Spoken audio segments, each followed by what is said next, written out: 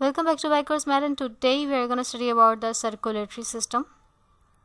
हम human circulatory system की बात कर रहे हैं यहाँ पर, जो कि क्लोज्ड सर्कुलेटरी सिस्टम कहा जाता है जिसे, और इसमें 3 तरह के कंपोनेंट्स मौजूद होते हैं। निज़ाम दौरान खून को चलाने के लिए इसमें जो कंपोनेंट्स पाए जाते हैं उसमें वेजल्स आ जाती हैं जिनके थ्रू ब्लड जो है वो ट्रांसफॉर्म हो रहा होता है। हार्ट आ जाता है जो कि एज अ पंपिंग ऑर्गन काम कर रहा होता है। साथ में जो ब्लड आ जाता है जो एज अ मीडियम काम कर रहा होता है। ब्लड का काम यह होता है मेजर के वो जितनी भी न्यूट्रिएंट्स होती हैं और ज़रूरियात की चीज़ें होती हैं उनको बॉडी के सेल्स तक, टिश्यूज़ तक पहुंचा रहा होता है, और जो वेस्ट प्रोडक्ट होता है उनको निकाल के बाहर फेंकने में उनकी मदद कर रहा होता है। It is called a double circulatory system because blood passes through the heart twice पर सर्किट। तो इसमें 2 तरह के सर्किट, यानी कि 2 तरह के इसमें सर्कुलेशन काम कर रही होती हैं। कौन कौन सी सर्कुलेशन? एक पल्मोनरी सर्कुलेशन आ जाती है और एक सिस्टमिक सर्कुलेशन आ जाती है। तो पल्मोनरी सर्कुलेशन की अगर हम बात करें तो इसमें लंग्स इन्वॉल्व होते हैं, और अगर सिस्टमिक सर्कुलेशन की बात करें तो इसमें ब्लड जो है वो ओवरऑल हमारी जो बॉडी है वहाँ पहुँच रहा होता है। तो पूरे यानी कि हमारी बॉडी के सिस्टम में पहुँच रहा होता है। अगर पल्मोनरी की बात करें तो ब्लड का कनेक्शन जो है वो लंग से है, कि यानी कि हार्ट जो है वो ब्लड पंप करके लंग्स तक पहुंचा रहा होता है, फिर वापस लंग से जो है वो हार्ट की तरफ आ रहा होता है। ये क्लोज्ड सर्कुलेटरी सिस्टम है, यानी कि यहाँ पर कोई भी जो ब्लड है वो वेसल से बाहर नहीं निकलता है। ओपन सर्कुलेटरी सिस्टम की अगर हम बात करें जो कि इंसेक्ट्स में और कॉकरोचेस में पाया जाता है, तो वहाँ पर ये होता है कि वेसल्स, ब्लड जो है वो वेसल से बाहर आ जाता है, इस वजह से हम उसको ओपन सर्कुलेटरी सिस्टम कह रहे हैं। लेकिन ये जो ह्यूमन के अंदर पाया जाता है या मैमल्स के अंदर पाया जाता है, इसको हम क्लोज सर्कुलेटरी सिस्टम क्यों कह रहे हैं? क्योंकि ब्लड जो है वो वेसल्स के अंदर ही रहते हुए काम करता है और ओवरऑल सर्कुलेट करता है, और कैपिलरीज़ के थ्रू जो गैसेस एक्सचेंज होनी होती हैं वो हो जाती हैं और फिर सेल तक पहुंच जाती हैं। हार्ट के स्ट्रक्चर की अगर हम बात करें तो हम हार्ट के स्ट्रक्चर में अभी ज़्यादा डिटेल में नहीं जाएंगे। माइनर सी चीज़ मैं आपको बताती हूँ कि यहाँ पर 4 तरह के खाने होते हैं। लाइक इसमें ऊपर वाले जो हम इसको पार्ट्स हैं उनको हम left atrium and right atrium बोलेंगे, और नीचे वाले जो पार्ट्स हैं उसको हम लेफ़्ट वेंट्रिकल और राइट वेंट्रिकल कहेंगे। सो ये थोड़ा सा इंट्रोडक्शन था सर्कुलेटरी सिस्टम का। अगर आगे हम देखते हैं इसमें क्या हो रहा है।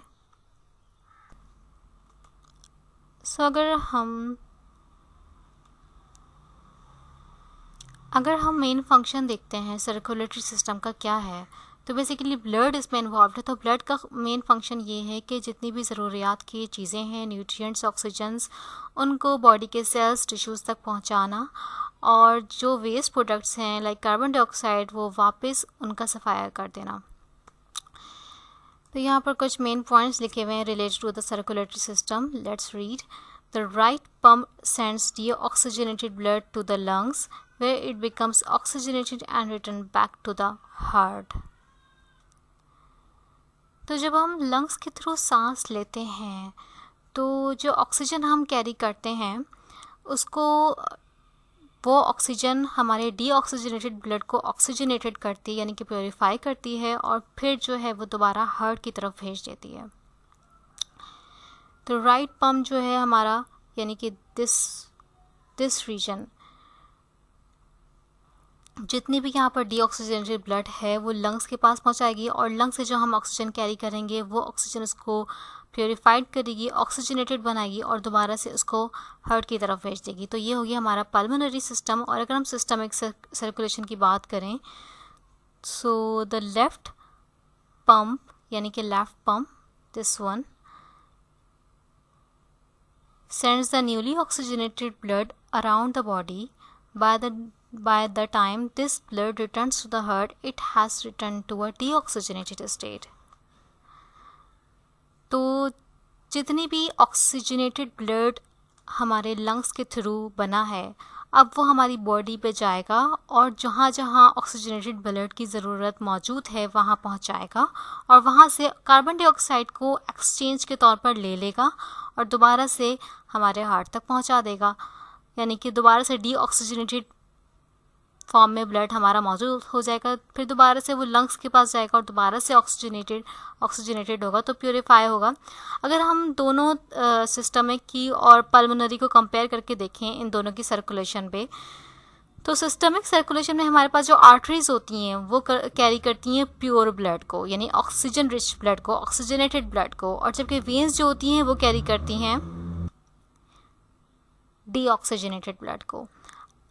इन केस ऑफ पल्मोनरी सर्कुलेशन तो this would be vice versa, यानी कि जो आर्टरीज होंगी वो डीऑक्सीजनेटेड ब्लड को कैरी करेंगी, जबकि वेन्स जो होंगी वो ऑक्सीजनेटेड कैरी करेंगी। So this is the main difference between pulmonary circulation